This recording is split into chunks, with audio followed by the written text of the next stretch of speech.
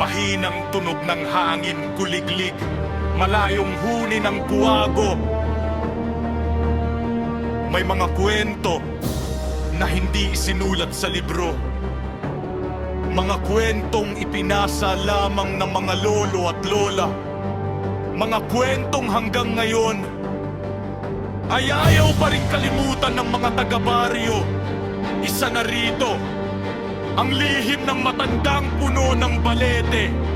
Sinasabi nilang kapag sumapit ang hating gabi at may nakita kang ilaw sa ilalim ng balete, huwag na huwag kang lilingon! Ngunit may isang binata na hindi naniwala. Ang pangalan niya, Lando, matapang, mapangahas at handang patunayan na katang-isip lamang ang lahat. Bitbit ang isang lumang lampara, tinahak niyang masukal na kagubatan. Habang papalapit siya sa balete, unti-unting tumahimik ang paligid. Nawala ang huni ng mga kuliglig, huminto ang ihip ng hangin, parang may naghihintay. Pagpatak ng alas 12, namatay ang ilaw ng kanyang lampara. At mula sa dilim, may narinig siyang yabag. Isa, dalawa, tatlo, palapit ng palapit. Hindi lahat ng hindi mo nakikita ay hindi totoo. Nanigas si Lando, hindi siya makagalaw. Nanginginig ang kanyang mga kamay, ipinikit niya ang kanyang mga mata. At taimtim na humingi ng tawad. Pagmulat niya, wala nang matanggang babae, ngunit sa paanan ng balete may isang lumang lamparang hindi kaniya. Kinuha niya ito at tumakbo pauwi. Kinabukasan, ipinakita niya ang lampara sa mga matatanda. Biglang namutla ang pinakamatanda sa baryo. Mahina itong nagsalita. Ang lamparang iyan, pag-aari ng aking ama.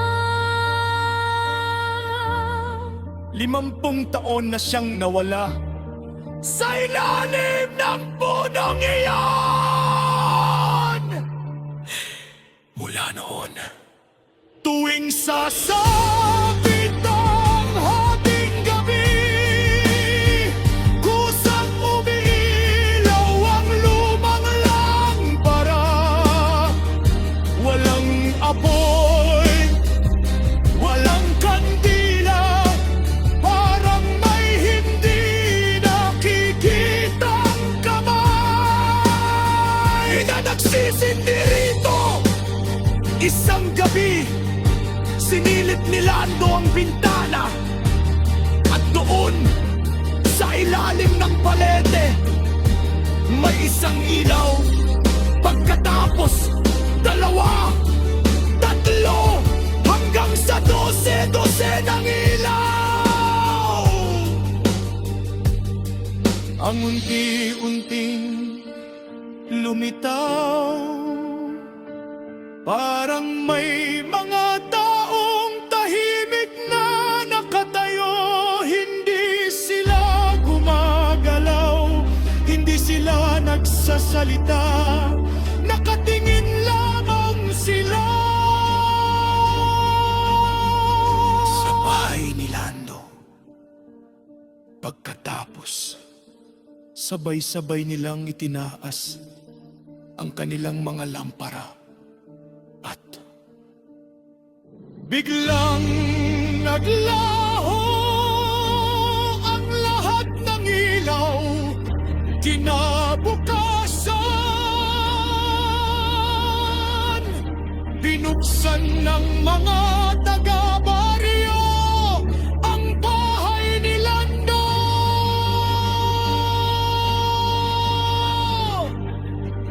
Naroon pa rin ang kanyang pagkain. Naroon pa rin ang lumang lampara. Ngunit si Lando ay hindi na muling nakita. Handang laban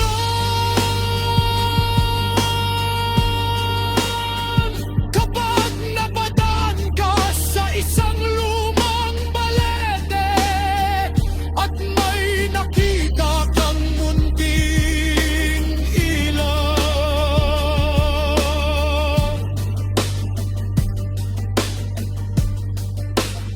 Huwag mo itong sundan dahil may mga lihim na mas mabuting manatiling lihim. At baka sa susunod na hating gabi, isa ng bagong ilaw ang madadagdag sa ilalim ng palete.